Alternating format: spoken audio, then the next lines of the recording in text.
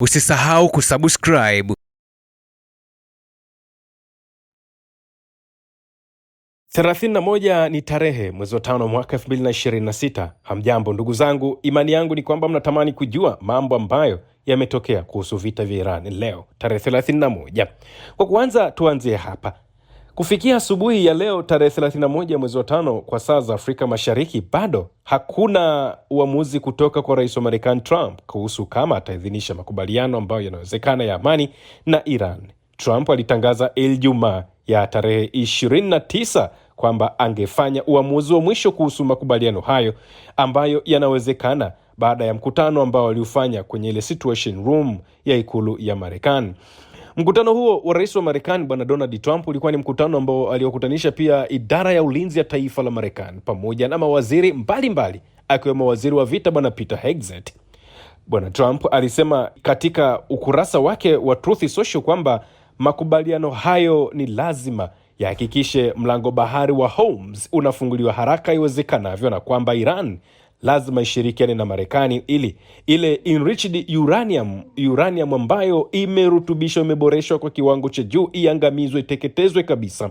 Sasa katika chumba hicho cha mkutano, waziri wa ulinzi wa Marekani bwana Peter Hegseth alizungumza pia akiwa nchini Singapore. Akasema kwamba Iran ilikuwa inaelekea upande wa Marekani na kwamba mazungumzo yamekuwa yanatija. Hata hivyo, yeye pia hakutoa dalili yoyote kwamba rais alikuwa tayari kufanya uamuzi wa kufanya mashambulizi.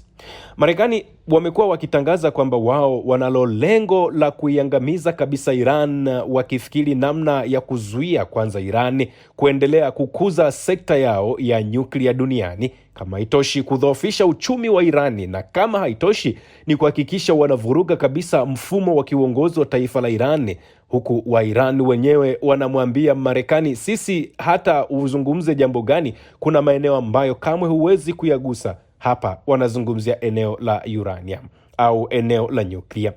Baada ya hapo, jeshi la Marekani likafanya zuio katika meli ya kibiashara ambayo ilikuwa ikijaribu kuvunja mzingiro wake dhidi ya bandari za Iran kwa kurusha makombora kwenye chumba cha injini cha meli hiyo.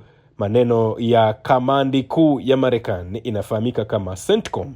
Jeshi hilo linasema kwamba meli ya mizigo aina ya Ryan Star ambayo ilikuwa inapeperusha bendera ya Gambia ilipuuza zaidi ya maonyo 20 kutoka kwa vikosi vya Marekani usiku kucha ilipokuwa inajaribu kuingia katika bandari ya Iran.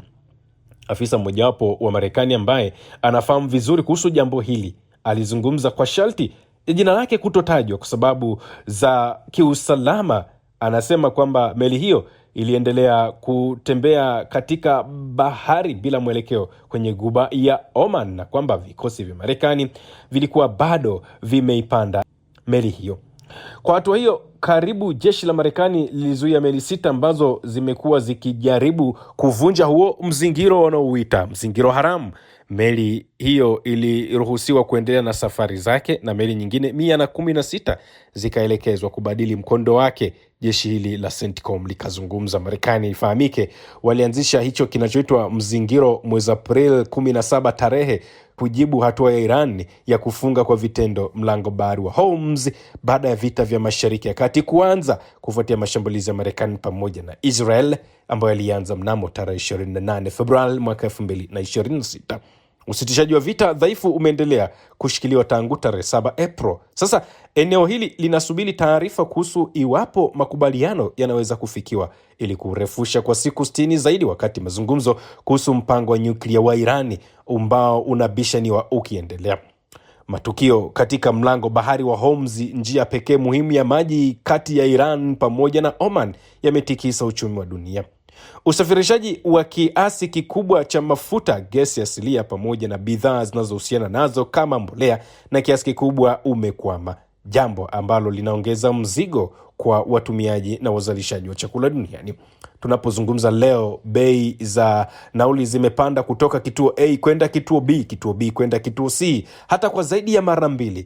Eneo ambalo ulikuwa unaenda kwa shilingi 1,000 kwa pikipiki, sasa watakuambia unalazimika kwenda shilingi 4,000. Utaki, achana na hiyo habari. Sasa rais wa Marekani bwana Donald Trump anasema mzingiro wa Marekani kwanza unalenga kupunguza usafirishaji wa bidhaa za Iran yenyewe na kudhoofisha zaidi uwezo wake wa kupata fedha taslimu, jambo linaloongeza maumivu kwa uchumi wake ambao tayari umedhoofika kwa muda mrefu. Rais huyu wa Marekani Donald Trump alikutana na washauri wake Ijumaa, lakini bado hawakufanya uamuzi kuhusu iwapo wanaendelea mbele na makubaliano ya kuongeza muda wa usitishaji vita na kufungua tena mlango bahari wa Hormuz. Iran ikasema kwamba makubaliano hayo bado hayajakamilika. Shughuli za kibiashara zimeendelea kuwa na utulivu kupitia mlango bahari wa Hormuz, licha ya madai ya Irani kwamba ni lazima Wairani waridhie safari zao zote za meli ambazo zinapita hapo, ingawa kiwango cha usafiri huo ni kidogo sana ikilinganishwa na kabla ya vita. Ukiukwaji wowote wa kanuni hizi utaweka usalama wa safari zao katika hatari kubwa zaidi.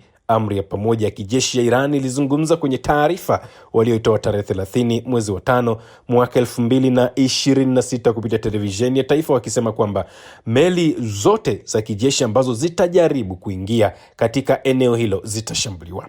Iran imekuwa ikitoza ada za kupita ambazo zinafikia takribani dola milioni 2, jambo ambalo linatajwa kuwa ni ukiukwaji wa mojawapo ya misingi ya biashara ya kimataifa ya baharini, uhuru wa usafiri wa amani katika bahari hiyo.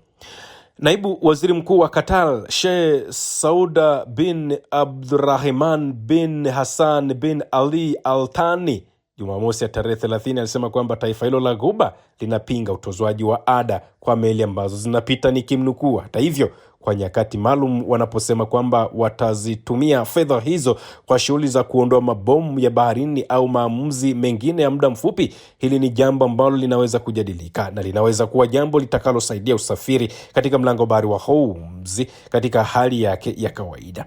Afisa huyu wa Marekani mapema alizungumza kwamba Marekani haijapata namna gani ambavyo wanaweza wakafanikisha kupita katika eneo hilo. Kimsingi, mlango bahari wa Hormuz umeonekana bado ni mlango nyeti wa Iran. Wanasema sisi hatuko tayari kuona Marekani anatupangia nini cha kufanya, lakini sisi tunatakiwa tupange nini ambacho kinatakiwa kifanyike katika mlango bahari huu wa Hormuz. Ifahamike, mlango bahari huu wa Hormuz kwa hivi sasa imekuwa ni zaidi ya bomu la nyuklia. Si Marekani, si Mashariki ya Kati, si dunia nzima kwa ujumla wake. Kila mmoja anaangalia namna gani ambavyo wanaweza wakapita katika mlango bahari huo na kupunguza madhira ambayo yanaweza yakajitokeza katika eneo hilo.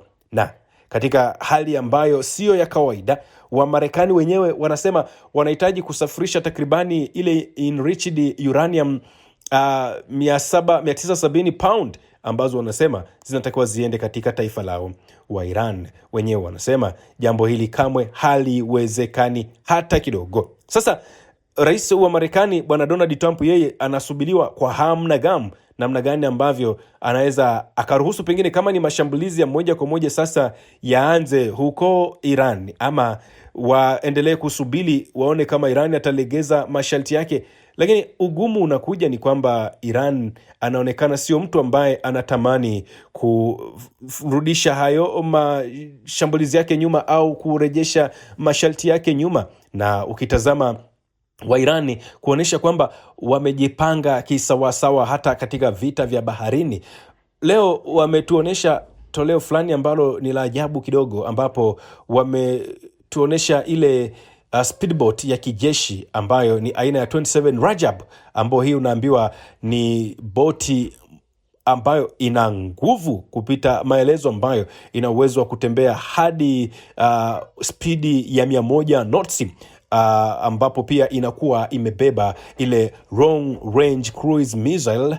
Na hii ni moja kati ya jambo jingine ambalo linatajwa linaweza likapunguza ule mustakabali wa mataifa haya mawili kama wanaweza wakaingia makubaliano ya moja kwa moja, kwa sababu Iran anaonekana naye bado anaendelea kujipanga, wakati Marekani akitangaza naye kuzindua baadhi ya ndege zake za kivita ambazo anataka zitumike kwenye mashambulizi mu Iran. Na mwenyewe ni huyu anatangaza naye kuzindua hizo boti zake ambazo inatembea speed ya 100 knot. Nafahamu watu ambao ni wataalamu wa masuala ya maji, watu wataalamu wa masuala ya maziwa, wataalamu wa masuala ya meli wanaelewa meli haitembei kwa kwa kuhesabu spidi za kilomita, hapana. Meli inatembea kwa nautical miles. Sasa hii inatembea kwa nautical mile 100, spidi ya nautical mile 100. Wale ndugu zangu ambao mna utaalamu na maswala ya meli, mnaweza mkatuambia unapozungumza nautical mile 100 kwenye spidi ya boti hiyo 27 Rajab, tunamaanisha nini? Ina maana gani? Ili angalau watu wengine pia tuweze kuelewa. Usiache kusubscribe, kulike pamoja na kushare. Usisahau kusubscribe.